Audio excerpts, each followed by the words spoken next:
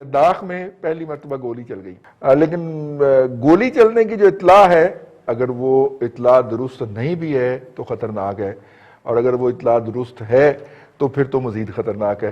लेकिन जो एक दो वेबसाइट्स में पे मैं पहुंच पाया, वहां पे ये सजेस्ट किया जा रहा था कि गोली चल गई है, तो जो वो मुआहदा है 93 वाला वो ब्रेक हो गया है। अगर ये ब्रेक हो गया है तो सर बात तो बहुत, इसका मतलब है कि क्लैश की तरफ चली गई है। और अरुणाचल प्रदेश के बारे में चीनी वजीर खारजा का बयान भी आप पढ़ लें, उन्होंने कहा जी हम तो इसको इंडिया का हिस्सा ही नहीं मानते, ये तो तिब्बत का हिस्सा है और तिब्बत चाइना का हिस्सा, लिहाजा अरुणाचल प्रदेश भी हमारा है।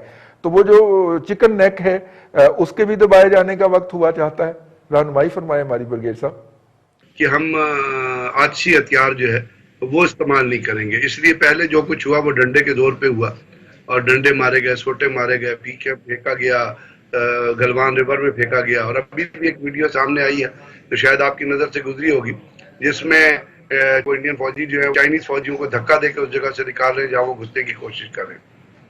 अभी जो चाइनीज वर्जन के हिसाब से या ग्लोबल टाइम्स में जो आर्टिकल आए, अगर आपने उनको जरूर फॉलो किया होगा, उसमें ये कहते हैं कि ये प्रोवोकेशन जो है ये चाइना ने आइडेंटिफाई कर दिया था, और एक मीटिंग हुई थी जो उनके कोर कमांडर की और चाइनीज के जो मेजर जनरल है उसकी और बाकी चाइनीज ऑफिशियल्स की और इंडियन ऑफिशियल्स की हुई थी।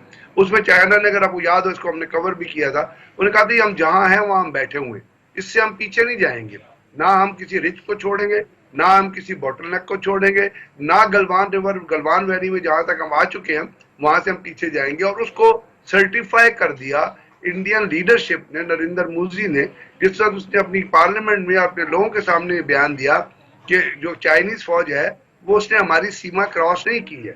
मीनिंग देयर बाई कि चाइनीज जहां भी बैठे हुए थे वो अपनी जगह पे बैठे हुए थे, जो सर्टिफाई कर दिया। अब अगर उस जगह के ऊपर दोबारा इंडियंस जाने की कोशिश करेंगे तो चाइनीज का रिएक्शन क्या होगा? फिर डंडे तो नहीं होंगे, फिर तो उसके बाद राइफल का इस्तेमाल होगा, और राइफल का जब इस्तेमाल होगा उसमें भी जो वर्जन सामने आ रहा है वो 12 ये आ रहा है कि पहले जो पेट्रोल था, जो इनका जो पेट्रोल गया हुआ था उस टेरिटरी के अंदर, उन्होंने फायर किया है चाइनीज ट्रूप्स के ऊपर, और चाइनीज ने उसको रिस्पॉन्ड किया है। अब जब गन का मुंह एक दफा खुल जाता है, राइफल का मुंह एक दफा खुल जाता है, तो फिर बंद नहीं होता। और चाहे अभी जैसे रशिया में मीटिंग हो रही है जो चाइनीज इंडियन फॉरेन मिनिस्टर और चाइनीज के दरमियान हो रही है, उससे पहले चाइनीज लीडरशिप बयान दे चुकी है, और उन्होंने कहा कि जी अगर इंडिया ने अपनी फौजों को विड्रॉ नहीं किया या आगे बढ़ने की कोशिश की तो we can enter into a war, हम एक जंग की सूरत हाल में जा सकते हैं। और साथ साथ उसने कश्मीर के ऊपर जो अपना दावा दायर किया है, और जिसने उस तरह उसको क्लेम किया उस इलाके को जिसको वो कहते थे कि हमारा इलाका है, और वो भी रिएक्शन है कि इंडिया ने 370 एनएल करके कश्मीर का स्टेटस खत्म कर दिया। अब कश्मीर का जब स्टेटस खत्म हो गया तो पाकिस्तान भी उसको क्लेम कर सकता है, उस इलाके को चाइनीज भी क्लेम कर सकते हैं। इसी तरह अरुणाचल प्रदेश का इलाका बड़े अरसे से आपको पता है चाइनीज कह रहे थे कि ये हमारी टेरिटरी है और इसको हम इंडिया से लेके रहेंगे, जिस तरह हमने अक्सी चिन्ह लिया है।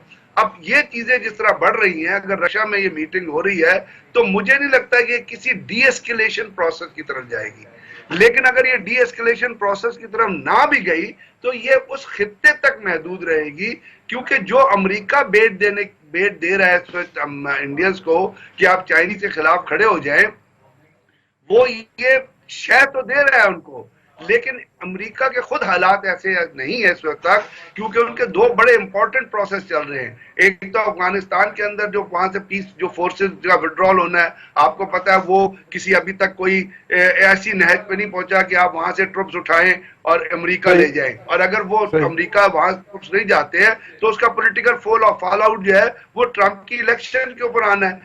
बिल्कुल सही। जो चीज जो अहम चीज चल रही है वो है इंडिया अमेरिकन इलेक्शन। तो इस सिनेरियो में जो चीजें हैं वो मुझे लगता है कि वो रेस्ट्रिक्ट रहेंगी इंडिया और चाइना के दरमियान, उसी खित्ते में जिसमें वो मौजूद है।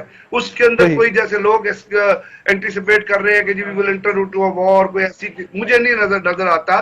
Reading by the lines, reading by the behaviour, जो बिहेवियर चाइनीज का है या इंडियंस का है या इवन साउथ चाइना सी में जो कुछ हुआ वो आपने देखा, तो उसके जरिए ये चीजें आगे चलेंगी। थोड़ी इसकी एस्केलेशन ऊपर बढ़ेगी, लेकिन वो एस्केलेशन उस सूरत में ऊपर बढ़ेगी जिस वक्त इंडियन जो है वो पंगा लेंगे। अगर वहां पे दोनों साइडों ने इस चीज को आगे रिजॉल्व नहीं किया तो हो सकता है हालात जो है वो इसी कन्फ्रंटेटिव स्टेज में रहे, किसी पीस की तरफ ना आए, लेकिन किसी बड़े अपना हादसे का, किसी बड़ी जंग का या किसी बड़े अपना किस्म की चीज का खतरा जो है वो फिलहाल नजर नहीं आता है। फिलहाल आपको बड़ी जंग का खतरा नजर नहीं आता। मुमताज भट्टी साहब से पूछ लेते हैं। भट्टी साहब, ब्रिगेड साहब तो कहते हैं कि बड़ी जंग का खतरा नजर नहीं आता। हमारे तो वजीर खारजा आज पहुंच गए वहां पे मॉस्को, 2 दिन के लिए चले भी गए ठंड के अंदर मौजें करने। माशाल्लाह, पता नहीं क्या करने गए, लेकिन मैं चले गए। वो शंघाई कोऑपरेशन ऑर्गेनाइजेशन के वुज़राए खारजा की मीटिंग है। चले वुज़रा दिफा की मीटिंग में हमारे वजीर दिफा तो गए, ठंड लग जाती है, लेकिन वजीर खारजा चले गए, वो ठंड लग जाती है ना जी, इसलिए नहीं गए। अब मामला है जी चाइना का और इंडिया का। इंडिया डेफिनेटली, देखिए रईस साहब, जब आप पग पहनते हैं ना, किसी यहाँ पंचायत के चेयरमैन होते हैं या बन जाते हैं वो नवाब, तो आपको किसी जगह झुकना पड़ता है, किसी जगह झुकाना पड़ता है।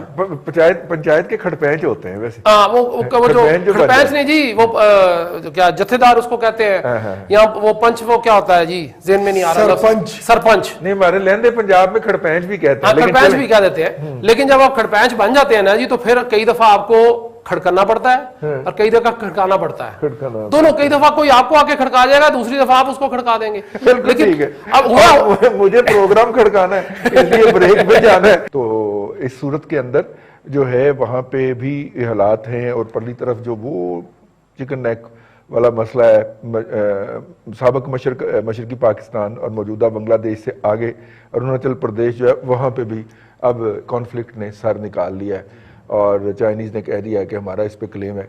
तो ऐसी सूरत में क्या सिचुएशन डाई डाउन हो जाएगी? हम जैसे कि पहले दोनों साहब, एक तो मैं एग्री करता हूँ, ब्रिगेड साहब ने और मुमताज भट्टी साहब ने बड़ी डिटेल में मौजूदा हालात का तज्जिया कर दिया। मैं ज़रा पीछे जाना चाहता हूँ थोड़ा सा। आज से कुछ अर्सा पहले आपको याद है कि जब सीपैक का डॉल डाला गया तो पहले सिर्फ गुफ्तगू हो रही थी और उस पर फिर काम शुरू हुआ। मैं ये समझता हूँ कि इस दिहाई के आखिर तक इंशाल्लाह चाइना जो है वो इस मुल्क, इस दुनिया की वाहिद सुपर पावर बनने जा रही है। वाहिद, लफ्ज़ वाहिद इज इंपॉर्टेंट बिकॉज जो financial economic constraints United states से फेस कर रहे हैं, being a commercial political economy, वो उनके लिए बड़ी अपहिल टास्क होगा और वो मेरा नहीं ख्याल कि कन्फ्रंट कर सकेंगे चाइना को through India to an extent के वो उनको उस मकसद में जो बहुत एक बड़ा उनका प्लान है, जिसको उन्होंने अब सीपैक की बजाय वन बेल्ट वन रोड कहना शुरू कर दिया है। सही। उस वन बेल्ट वन रोड पर रही सब जो सबसे इंपॉर्टेंट एस्पेक्ट है वो ये है कि सबसे पहली नजर उनकी जो है वो सार्क ममालिक पे है। अब देखिए भूटान है, दीगर ममालिक हैं, वो उनकी जंग, नेपाल है, इंडिया की ब्लैकमेल से निकाला, और बांग्लादेश है, and so on and so fourth, Myanmar. अब सबसे पहले तो उनको उनकी जंग लड़के वो तमाम रास्ते क्लियर कर रहे हैं जिसमें वो वन बेल्ट, म्यांमार, भूटान और श्रीलंका और Bangladesh and then so on to Pakistan and then so on so forth. अगर वो रशियन स्टेट्स में जा रहे हैं और फिर अफ्रीका में जाने का इरादा रखते हैं 57 कंट्रीज में, तो कोई उनसे ये पूछेगा कि तुम्हारे अपने तो हमसाए में तुम्हारे साथ लोग नहीं है, तो सवाए जापान के मेरे ख्याल में वो सब कुछ पहले उस तरफ जाएंगे। और इस सार्क ममालिक में, जापान तो जरा दूर है, सबसे पहला उनका जो एम है वो ये है कि इन तमाम ममालिक को इतना कंसोलिडेट कर दिया जाए कि उस वन बेल्ट वन रोड पर वो उसके साथ वो कनेक्ट हो जाए। उसकी कनेक्टिविटी के लिए बेहद जरूरी है कि लद्दाख और ये तमाम इलाका उनके पास हो, क्योंकि अगर भूटान और वो अपने म्यांमार वगैरह जो है वो थ्रू लद्दाख पाकिस्तान के साथ कनेक्ट होते हैं, अगर वो कनेक्टिविटी नहीं होती तो दे आर रिडंडेंट, वो वहीं रुक जाएंगे।